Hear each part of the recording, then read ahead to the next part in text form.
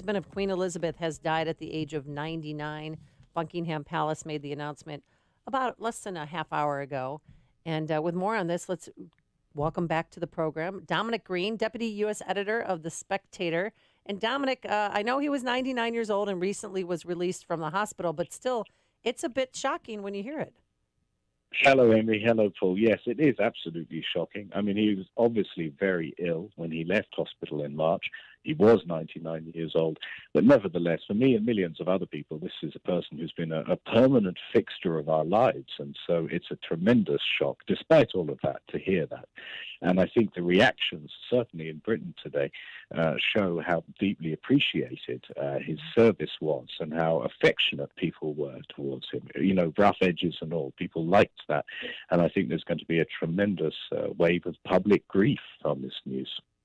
Well, you know, he was always so supportive of her playing his role, without ego, to a certain extent, always there playing that backup role, always at her side. I mean, you just remember him and the dignity in which he conducted himself. Like you said, he certainly had his rough edges, but that gave him a dimension. Right. I can understand the loss. Yeah, he had an amazing life as well. I mean, you talk about the service that he gave and the way he applied himself to literally taking orders and being in second place and so on. Because he knew, of course, the moment that he married a future queen, that he was going to be in second place for all of his life. I mean, he was born on the kitchen table in a palace in Corfu in Greece. His grandfather was German. And the rest of the family were the Greek royal family, who themselves had come from Germany. And when the Second World War broke out, he served as a naval lieutenant in the Royal Navy and saw action then, and was a professional sailor for many years. But of course, then became a public figure, second fiddle, to this globally famous young queen in the 1950s. And one of the interesting things that he did is it was actually his idea to recognize the way the world had changed and invite the cameras into Buckingham Palace for the first time, which I think was shown in an episode of The Crown. It was actually Philip who was the forward-thinking royal who spotted that colour television was the future and that the royal family needed to engage with it on their own terms. Do you know if he and Queen Elizabeth, did they ever watch The Crown? Because I think Americans fell in love with him all over again from watching that series, because he's a fetching young man. I mean, he's a very good-looking human being. He was, and the thing is, in my imagination, and I suspect most people from Britain, in my imagination, the royal family watch all of these things. In fact, there was the movie about the death of Princess Diana and so on, which in the film, the Queen, Prince Philip, and Prince Charles are depicted watching the news and commenting on it and disapproving of Tony Blair for being sentimental. This is one of the strange things, I think, about the modern monarchy, if it's possible to have a modern monarchy, because they have one foot in sort of the ancient past. They stand for things which are so old people can't really express them. And on the other hand, they have become absolutely the creatures of the modern media age. They are globally recognized faces. They have teams of PR advisors and press handlers and so on.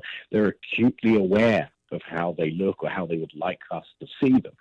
And I think that came across in that bit in the film, and I would like to imagine that the royal family have been watching The Crown and at points saying, well, we could have done that better. Or, as you're saying, Prince Philip there, did pretty well at that, all things considered. How did they initially get together? Because, when you Google, he was sending her letters when she was 13, and I think he probably was about 18 or 19, and already in the Royal Navy, I believe. I mean, how did they connect? How did they cross paths? Well, this is one of those Pigeon strange carrier. things.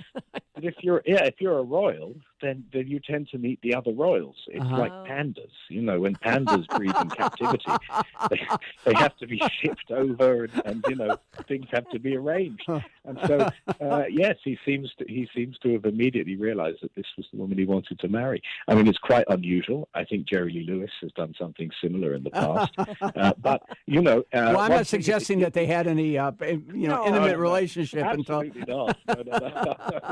No.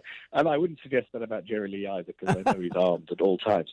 No, I mean, and it worked amazingly. And they seem to have had a very traditional, old-fashioned partnership, which at the same time was a private relationship, obviously, where they deeply understood and cared for each other, but also had this constantly maintained face of public duty, which is really something I think that people now almost struggle to understand. How could somebody keep a stiff upper lip and do their job like that for 70 years?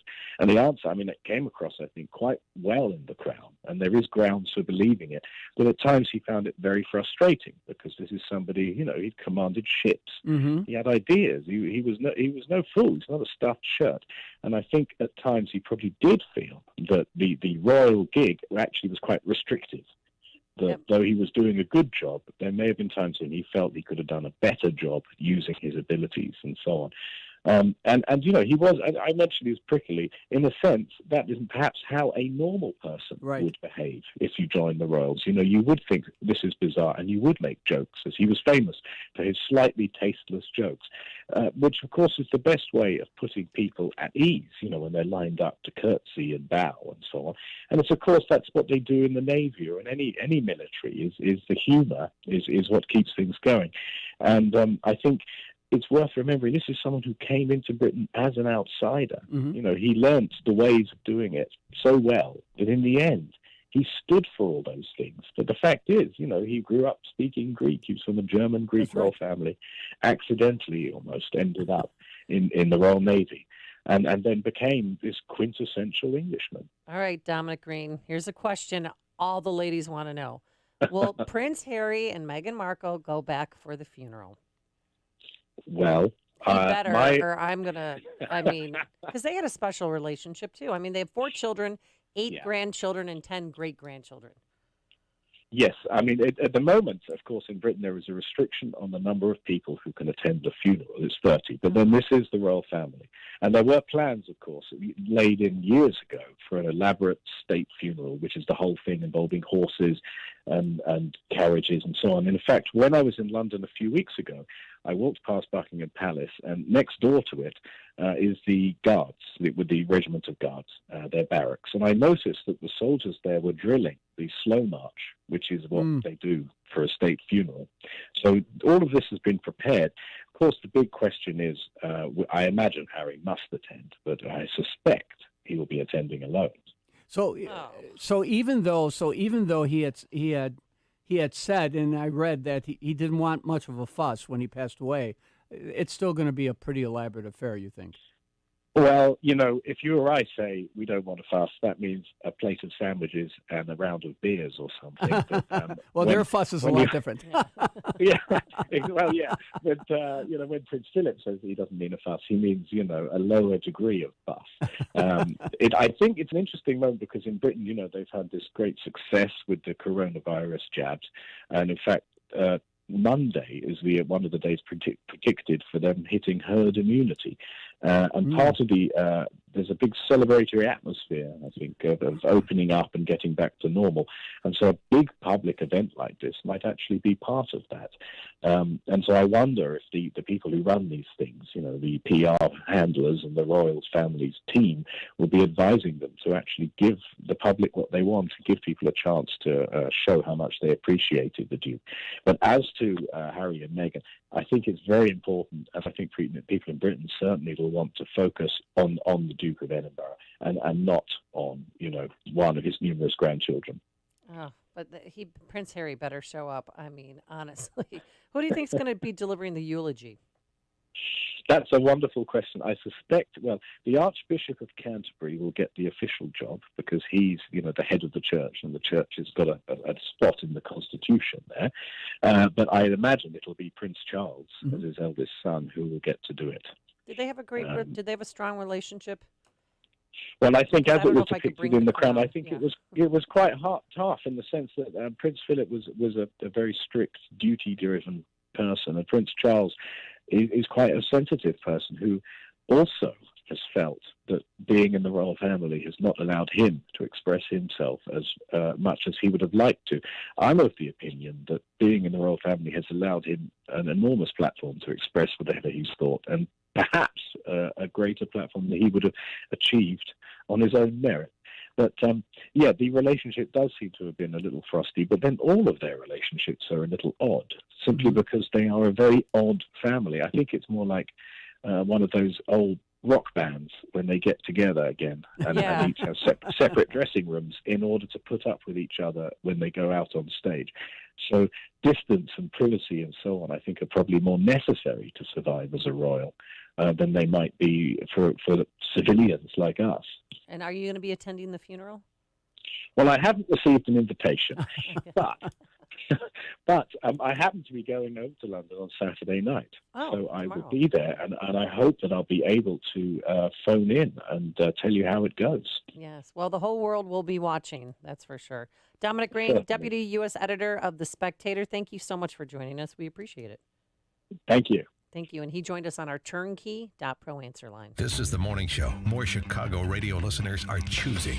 This is Chicago's Morning Answer on AM 560. The Answer. A quote from Winston Churchill: "Fear is a reaction.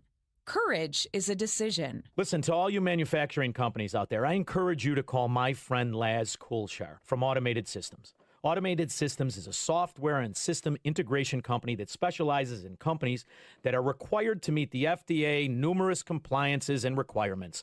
Automated Systems will create a custom solution for your business that will make your production lines, your facilities, and your plants run more efficiently. Imagine less downtime, more speed, and fewer rejects. From Fortune 500 companies to garage startups, ASI delivers solutions for your toughest automation challenges. If you own a business and need design or process engineering or testing, I encourage you to call my friend Laz at Automated Systems. Call 844-HIRE-ASI or visit hireasi.com. That's 844-HIRE-ASI.